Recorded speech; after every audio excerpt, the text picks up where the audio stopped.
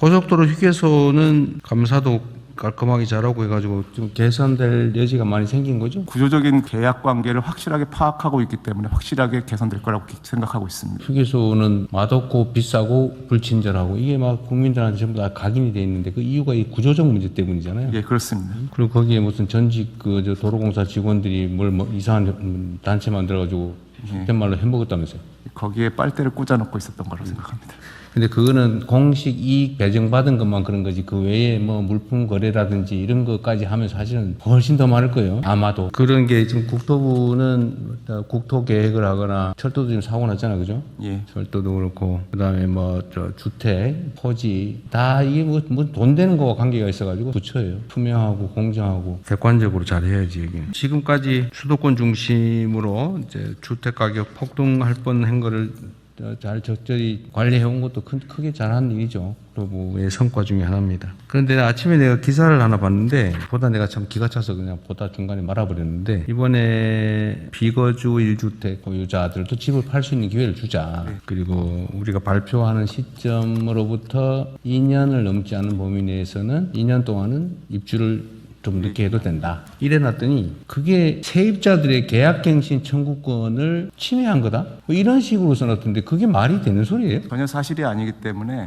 예, 임대차보호법상 아니 그건 당연히 세입자의 권리고 2년 지나도록 아직 기간이 갱신을 하게 되면 세입자 살 사람이 못 사겠지. 예, 그렇습니다. 세입자 동의를 안 하면 동의를 해야 줄일 수가 있는 거지. 세입자의 갱신 청구권은 뭐 그대로 유지되는 거잖아요. 네, 그렇습니다. 법에 의해서 그런데 보장된 무슨 기사를 그렇게 가짜로 조작질을 했었습니까? 그래서 오전에 보도 해명 자료를 배포를 했고요. 그리고 또 언론중재위에 지금 네. 그런 건 엄정하게 대응하세요. 가짜뉴스라고 의도를 가지고 일부러 내용을 써놓은 걸 보니까 알면서 일부러 그렇게 쓴 거예요. 몰라서 무식해서 그래 쓴 게 아니고 알면서도 왜곡을 해가지고 2년 안에 다 쫓겨나야 된다 세입자가 이따위로 써놨잖아요. 어떻게 기사들을 그런 식으로 써서 국정을 폄훼를 합니까? 왜 그러는가 모르겠어. 부동산 투기하는 집단인가.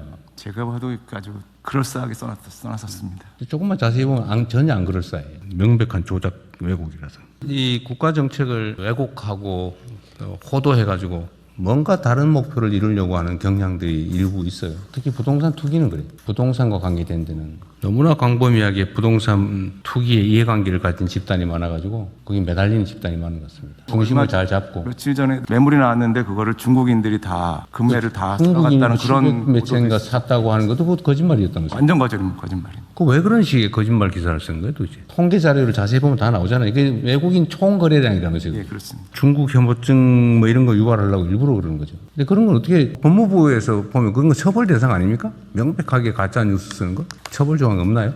그 점에 대해서 뭐 사실관계가 그러니까 좀 기존에는 명예훼손과 뭐 모욕 등 기존 형법으로 처벌을 해 왔었는데요. 가짜 뉴스 대응 관련해서는 그것을 처벌하기 위한 정보통신망법상 처벌하기 위한 법안이 작년 가을에 국회에서 통과된 것으로. 그건 이제 배상에 관한 거고 형사처벌은 그 전기통신사업법인가 뭐 거기에 가짜 정보를 흘려가지고 공공의 질서에 뭐 피해를 입히거나 이러면 처벌하게. 옛날에 그냥 가짜 뉴스를 유포하는 것 자체를 처벌하다 위헌 판결이 났고 그걸 내가 알기로는 법률 개정을 했는 걸로 아는데 이렇게 명백하게 언론이라는 기사라는 이름으로 허위를 유포해서 정책 혼선을 주는 건 처벌할 수 있지 않나?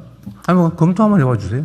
예, 그 부분에 대해서 말씀드리겠습니다. 전기통신법이 개정이 돼서 가짜 뉴스를 통해서 경제적 이득을 취득한 경우에는 형사처벌을 할 수 있게 돼 있습니다. 이득을 취하는. 그래서 최근에 이제 유튜브를 통해서 가짜 뉴스를 해서 그걸 통해서 경제적 이득까지 얻은 경우에는 형사처벌을 하고 있습니다. 그 약간 점잖아 보이는 그 지면 기사, 인터넷 기사를 쓰는 것 자체는 처벌하기 어렵겠네요. 그 그렇습니다. 그게 영리를 얻을 경우에 한해서 이제 처벌하게 돼 있고 그 외에 이제 구체적으로 명예훼손이나 모욕이 있을 때는 형법으로 처벌하고 있습니다. 정부 정책을 왜곡 조작하는 가짜 기사를 쓰는 경우는 처벌하기가 당장 쉽지는 않겠네요. 관련 부처들이 정정보도 청구를 하든지 뭐 반론보도 청구를 하든지 그래서 이런 건 확실하게 책임을 물으세요.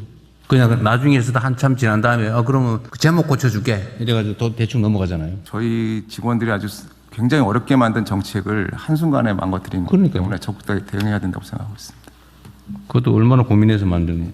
그리고 그런 것도 있어요. 그 기사 중에 맨날 막 바뀐다. 뭘 바뀌기는. 똑같은 거죠. 예를 들면 이 발표하는 시점으로부터 2년을 허용해 준 거잖아요. 저번에 다주택자는 그때로부터 하니까 3개월 편차가 생겼나 본데. 그거 똑같은 기준으로 한 거잖아요.